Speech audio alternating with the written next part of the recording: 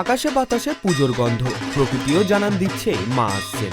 ইতিমধ্যে পুজো উদ্যোক্তারা ব্যস্ত কুমোরটুলির মৃৎশিল্পীরাও। আজ আমরা এমন এক জমিদার বাড়ির দুর্গাপুজোর কাহিনী শোনাবো, তা শুনলে হয়তো আগেকার কথা মনে পড়ে যাবে। আমরা ঘুরতে ঘুরতে চলে এসেছিলাম নদিয়ার রানাঘাট বড়বাজার পাল চৌধুরী বাড়ির পুজোতে। আজ থেকে প্রায় 300 বছর আগে রানাঘাটের নামকরণ হয় রানীর ঘাট নাম থেকে। এছাড়াও রনা বলে একজন ডাকাত ছিল রানাঘাটে, আর এরই সাথে জড়িয়ে রানাঘাটের ইতিহাস। কথিত আছে একসময় রানাঘাট শহরে পাল চৌধুরীদের জমিদারিত্ব এবং আধিপত্য বিস্তার করেছিল। সে সময় রানাঘাটে এত জনবসতি গড়ে ওঠেনি। চূর্ণী নদী ছিল শহরের একদম কাছে, এখন তা অনেক দূরে বিস্তৃত হয়ে গেছে।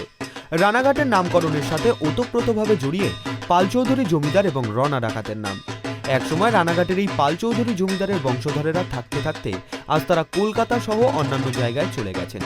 এখানে বর্তমানে তাদের জমি জায়গা প্রমোটারদের হাতে চলে যাচ্ছে, গড়ে উঠছে অত্যাধুনিক মানের বাড়িঘর। পাল চৌধুরীদের পরবর্তী তেমন কেউ না থাকলেও দু একটি পরিবার রয়েছে, তারা বয়সের ভারে বাড়ি থেকে বেরোতে পারেন না।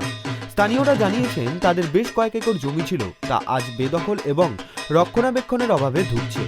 এখনো দুর্গাপুজো হয় পাল চৌধুরী বাড়িতে, কিন্তু আগের মতো সেই জৌলুস নেই তেমন আনন্দ। তবুও কলকাতা এবং রানাঘাটে তাদের কয়েকজন শরিক মিলে পুজোর আগে এসে মাকে পুজো করেন।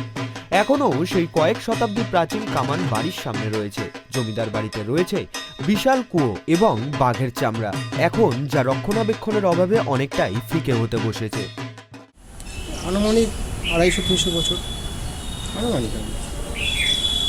তো ইতিহাসটা কি, আপনারা কি জানেন? ইতিহাস তো যারা বয়স্ক লোক তারাই বলতে পারবে, আমরা তো অতটা ঠিক বলতে পারবো না। তবে দেখি এখানে একটা ঐতিহ্যবাহী পুজো, তো লোকে দূর দূরান্তের লোকে ঠাকুর দেখতে আসে এবং ভক্তিশ্রদ্ধাভাবেই সেই পুজোটা হয়। এবং এদের সব বাইরে সব লোকজন থেকে পুজো উপলক্ষে এরা হয় সব এক জায়গায় হয় পুজোর 5-6 দিন। এইভাবেই চলছে আর কি এদের পুজো। কত বছর ধরে পুজো হয় এখানে? বললাম আনুমানিক 250-300 বছর।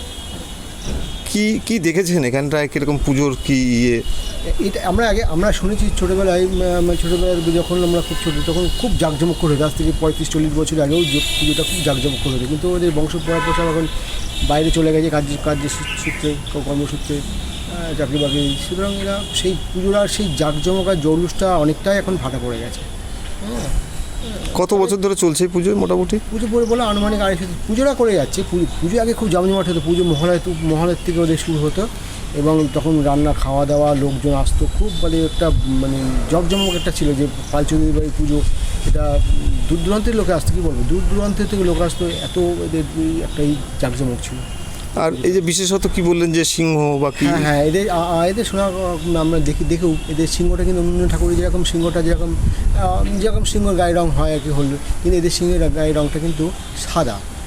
তার কারণটা হচ্ছে এরা জমিদাররা এবং ইস্ট ইন্ডিয়াদের কোম্পানি, যেটা আমরা বইতে পড়েছি, ইস্ট ইন্ডিয়ান কোম্পানির সিংহটা হচ্ছে সাদা প্রতীকতা, ওদের শ্বেত সিংহ, এবং সেই বৈশিষ্ট্য হিসাবেই হয়তো এরা পাল চৌধুরীরা সিংহটাকে এরা সাদা তৈরি করে। এটা আমার আনুমানিক ধারণা। পাল চৌধুরী বাড়ি বলতে এই যে পাল চৌধুরী বাড়ি দেখছেন, এখানে টোটালটাই পাল চৌধুরী বাড়ির এরিয়া ছিল। তো আমার এখানে মাত্র 20 বছর বয়স, আমি 20 বছর যা দেখেছি, পাল চৌধুরী বাড়ির পুজোটা বেশ আগে জাঁকজমক করে হতো। আমার মা, আমার দিদারা বলতো ভালোই বেশ আগে এখানে যখন আমাদের পুজো ছিল না তখনকার দিনে এখানে জাঁকজমক করে পুজোটা বেশ হতো, ভালো করেই পুজো হতো। তো ওখানে যা দেখছেন এখানে সব এখন তো সব বাড়ি টাড়ি হয়ে গেছে, এখানে সব ভালো এখানে সব পাঁচিল দিয়ে ঘেরাও সমস্ত। ওই যে কামান দেখতে পাচ্ছেন, ওটা একটা আমাদের পাঁচিলের ঐতিহ্য কামান।